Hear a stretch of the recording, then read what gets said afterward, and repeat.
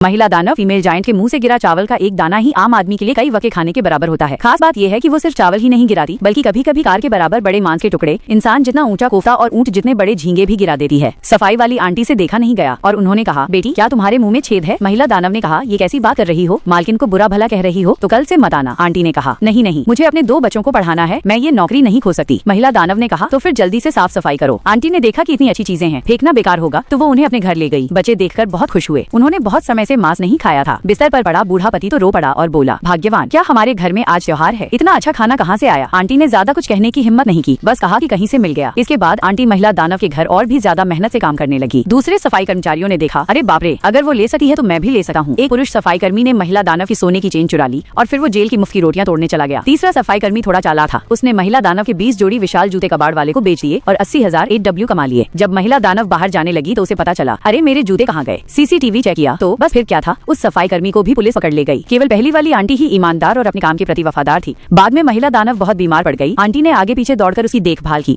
उसे अपनी सगी बेटी की तरह माना। तब महिला दानव ने सच बताया, आंटी मुझे पहले से पता था कि आपके घर में तंगी है, वो खाना मैं जानबूझकर आपके लिए गिराती थी। आंटी की आंखों से आंसू बहने लगे। तभी किसी ने ताना मारा, महिला दानव की माँ बनना चाहती हो क्या? तुम इसके लायक हो? तुम तो उसके जूते उठाने के लायक भी नहीं हो। आंटी को रोता देख महिला दानव को गुस्सा आ गया। उसने वांग बॉस की नाक पर उंगली उठाते हुए कहा, तुम लायक हो तो तुम ही रहो, तुम वापस जाओ, अब कॉन्ट्रैक्ट साइन नहीं होगा। वांग बॉस उसी वक्त घुटनों पर गिर गया और बोला, अरे मैडम जी दया करो, हमारी कंपनी तो आपके लिए मोजे बनाकर ही जिंदा है। महिला दानव ने कहा, आगे से मोजे के ऑर्डर मेरी मुंहबोली माँ संभालेंगी। असल में महिला दानव ने आंटी को अपनी मुंहबोली माँ मान लिया था। माँ बेटी का दिल मिलना इसी को कहते हैं। आंटी ने कहा, मुझे तो ये सब आता भी नहीं है। महिला दानव ने हंसते हुए कहा, नहीं आता तो धीरे धीरे सीख लेना, मैं पैसे दूंगी, तुम्हारे लिए फैक्ट्री खोलूंगी, लेकिन जो लोग गरीबों को नीची नजर से देखते हैं उनके साथ मैं कभी काम नहीं करूंगी। तो इस कहानी से हमें ये सीख मिलती है कि महिला दानव की मुंहबोली माँ से पंगा नहीं लेना चाहिए।